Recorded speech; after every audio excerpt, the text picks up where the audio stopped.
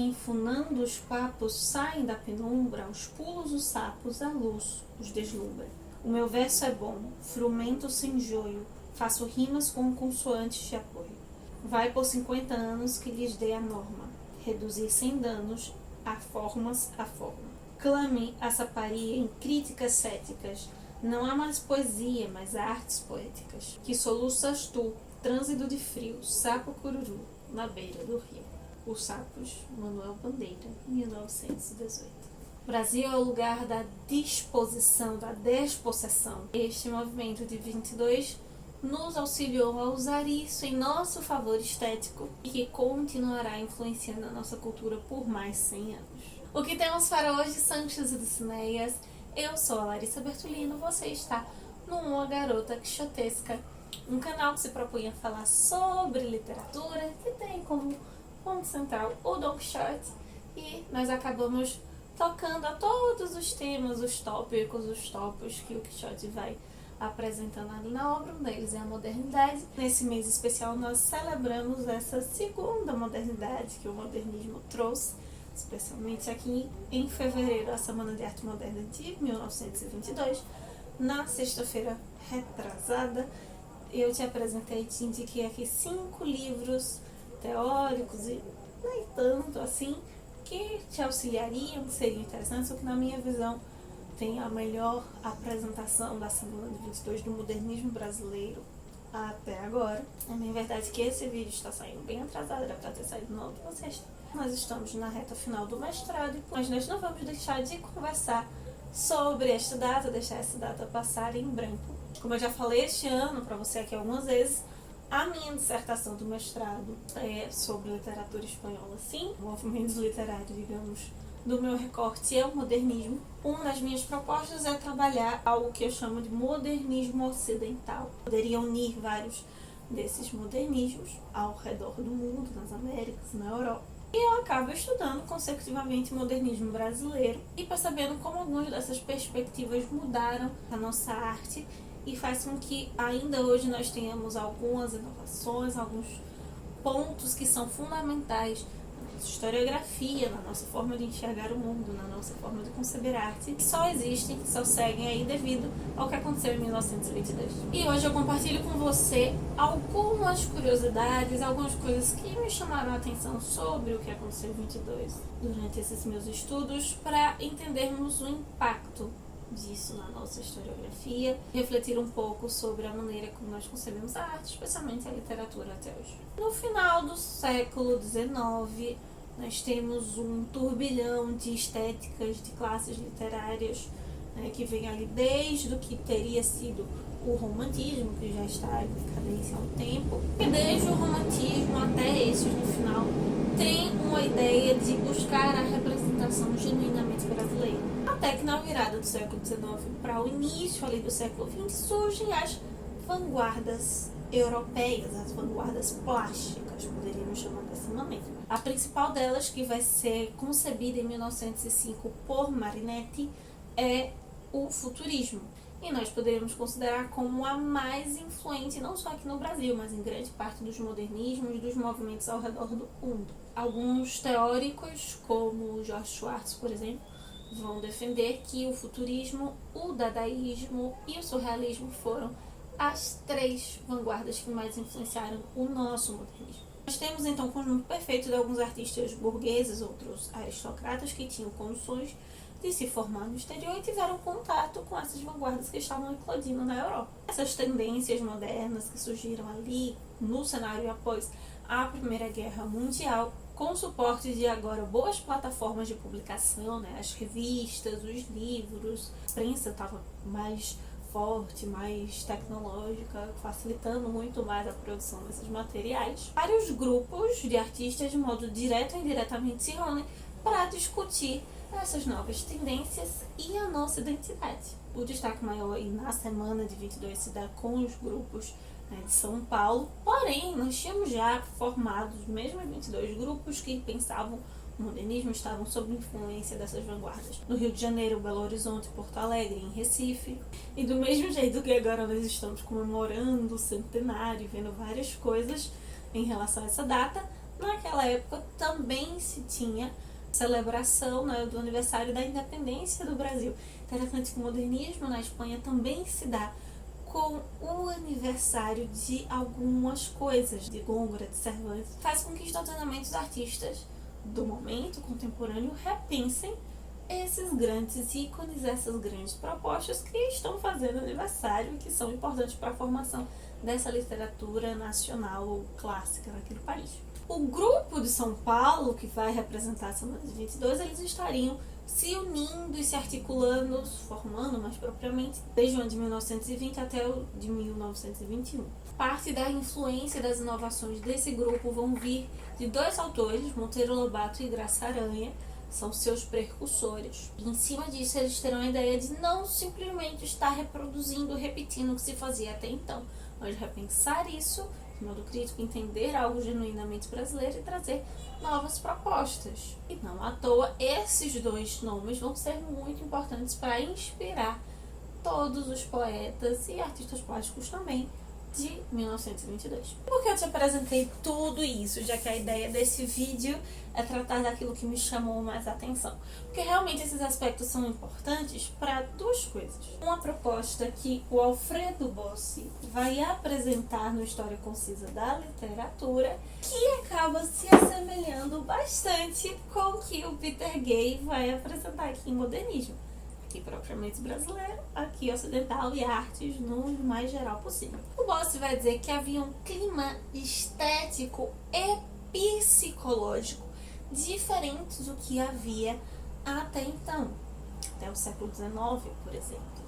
E esse clima distinto, com essa nova perspectiva estética e psicológica, foi formando esses autores. Na verdade, era uma via de mão dupla e que formou aquilo que foi considerado como modernismo. Ele trabalha o modernismo junto com o regionalismo, mostrando como duas facetas desse novo modo de pensar a estética e a psicologia humana, o ser humano. E o Peter Gay vai ter uma proposta semelhante, no caso, em todo o Ocidente. Ele vai dizer que o modernismo, que na verdade seriam os modernismos, várias estéticas distintas, vão se resumir nada mais, nada menos do que em um binômio. O exame cerrado de si mesmo, ou seja, uma altíssima subjetivação dos autores, dos artistas que ainda não tinha sido visto até então, mesmo com o simbolismo, mesmo com o romantismo. Na verdade, para ele, o simbolismo é um pré-modernismo.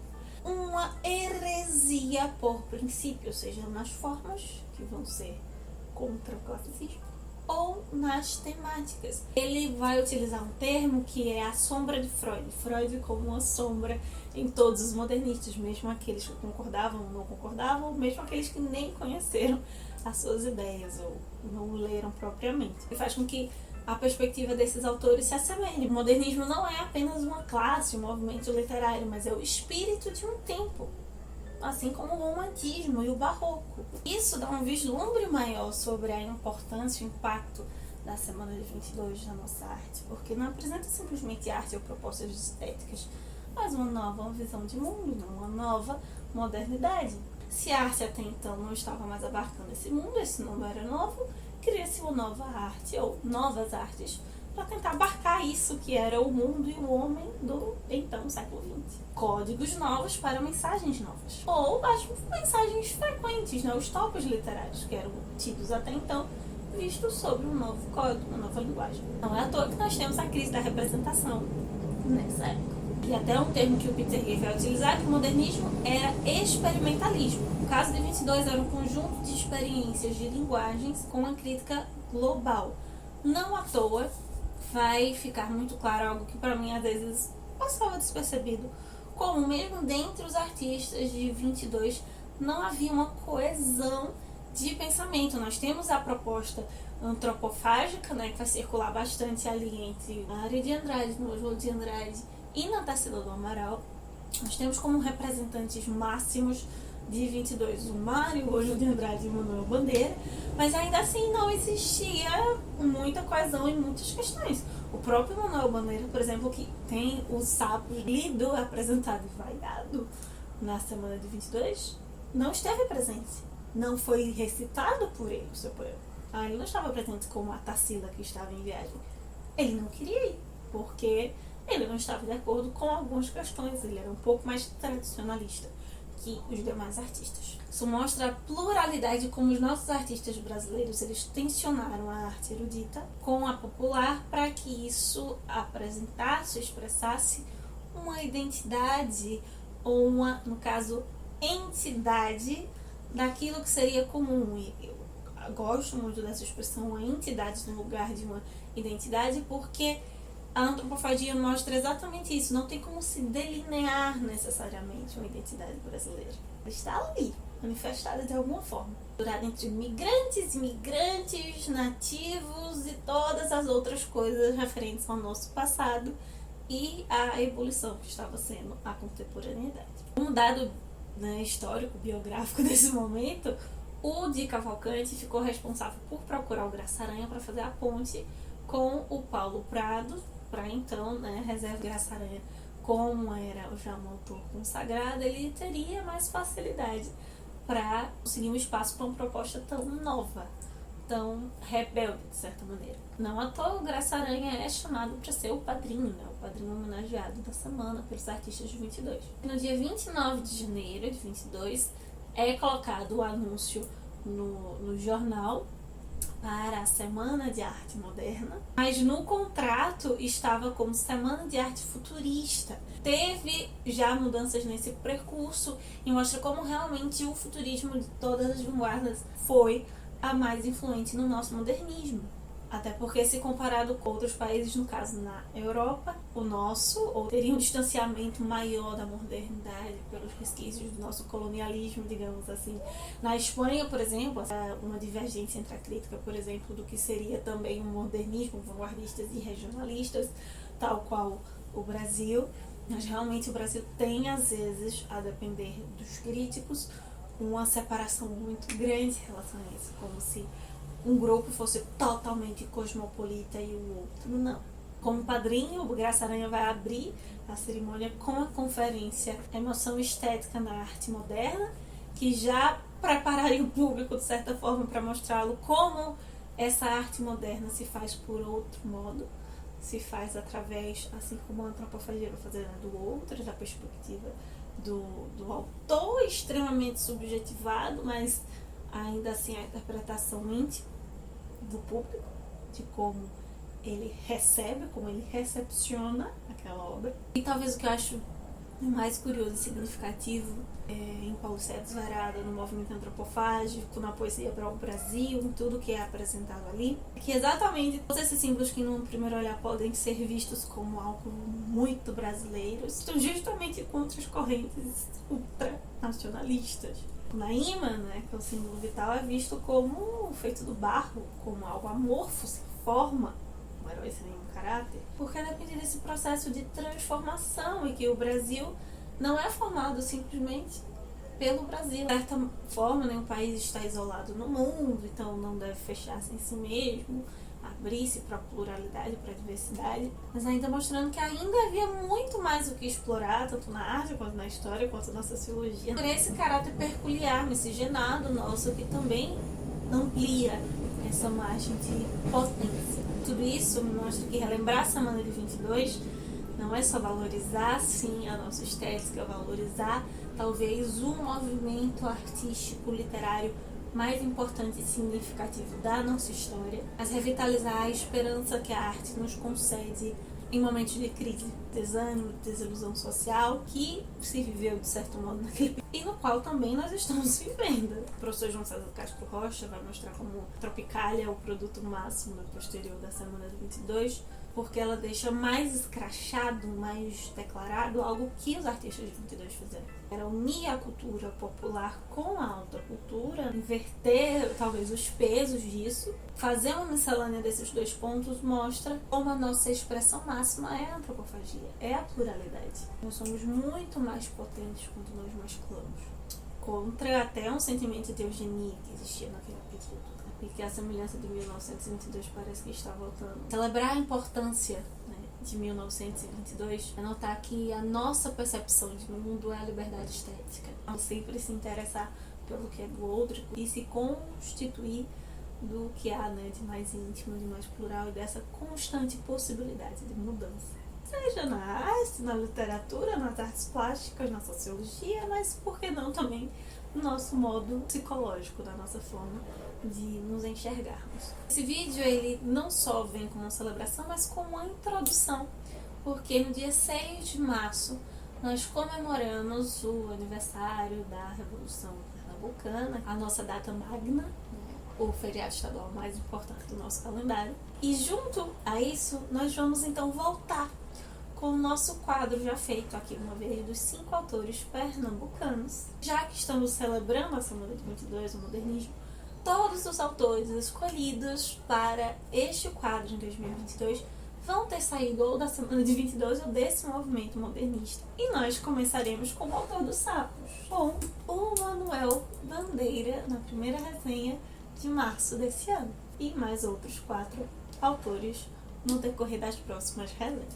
Para saber quais são eles, estar por dentro deste e de outros projetos, não deixe de nos seguir lá no @umagarota_quixotesca no Instagram. Me conta aqui embaixo como entender a antropofagia como uma visão de mundo. Nos auxilia a ler livros importantes da nossa atualidade, livros nacionais contemporâneos nossos, não só daquele período. Nós vamos continuar construindo esse diálogo não só com seus comentários, mas com as próximas leituras aqui do canal.